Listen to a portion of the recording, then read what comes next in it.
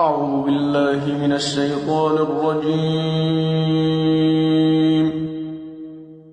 إنما حرم عليكم الميتة والدم ولحم الخنزير وما أهل به لغير الله فمن اضطر غير باغ ولا عاد فلا إثم عليه إن الله غفور رحيم.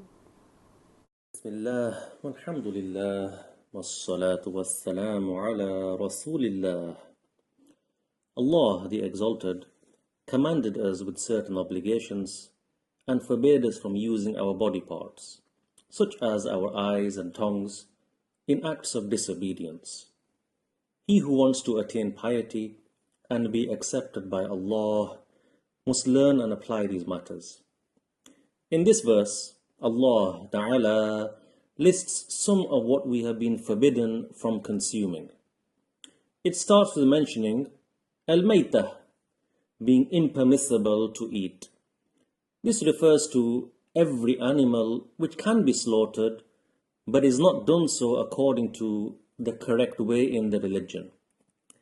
This can be because the animal died naturally, without any slaughtering, or in a way that it is not considered halal in the religion. One needs to be especially careful about consuming meat. Firstly, because the Prophet ﷺ emphasized the need to be certain about it being slaughtered correctly, to the extent that if a person doubted about it being slaughtered correctly or not, it is impermissible for one to eat that meat. Secondly, having impermissible meat in one's stomach has an effect on the reward of one's prayers, as well as it being unlikely that such a person would have their supplications answered as a result. Hence, one needs to ensure the animal they are consuming has been slaughtered by the hand of a Muslim who cuts the necessary parts of the neck with something sharp. And so if an animal was not slaughtered by hand, rather by a machine, or was mechanically killed before slaughtering with the hand, or one doubted about how it was slaughtered, or whether it was at all or not, then it would not be permissible for one to eat that meat. And yes, it is not easy to find halal meat these days. And sometimes, once you find it, it may cost more than other places. But it is worth spending for it, or else completely avoiding it for the sake of Allah and to be safe. The verse continues, وَالدَّمْ. Also, what is impermissible to consume is flowing blood, as opposed to the liver of an animal, for example. وَلَحْمَ الْخِنْزِيرِ, the meat of a pig. All parts of it, and in all forms, are impermissible for one to eat. وَمَا أُهِلَّ بِهِ لِغَيْرِ اللَّهِ. This means that if the name of other than Allah was mentioned when slaughtering an animal, like when the idol worshippers would sacrifice animals for their idols, then such an animal's consumption would be forbidden. This then is the general rule regarding the forbidden consumption of animals. Then the verse mentions an exemption to this rule. فَمَنِ اضْطُرَّ.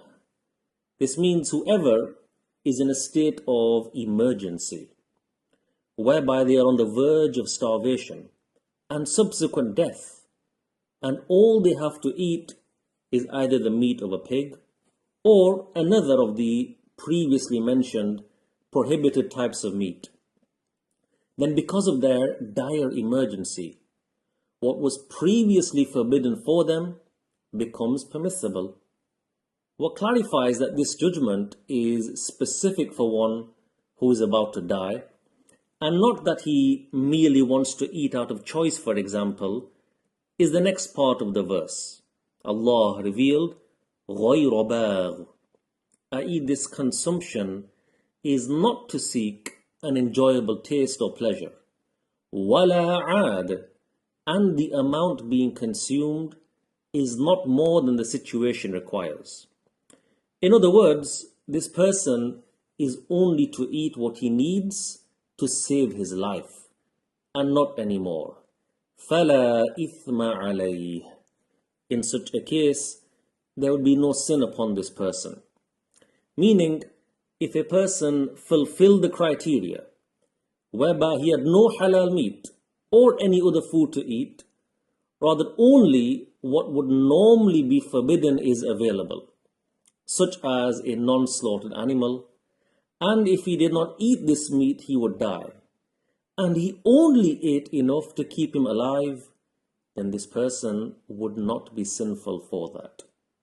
As is clear, it is the religion which dictates what an emergency is, and when what was originally forbidden becomes permissible for a person, and is not down to the opinion or whims of a person.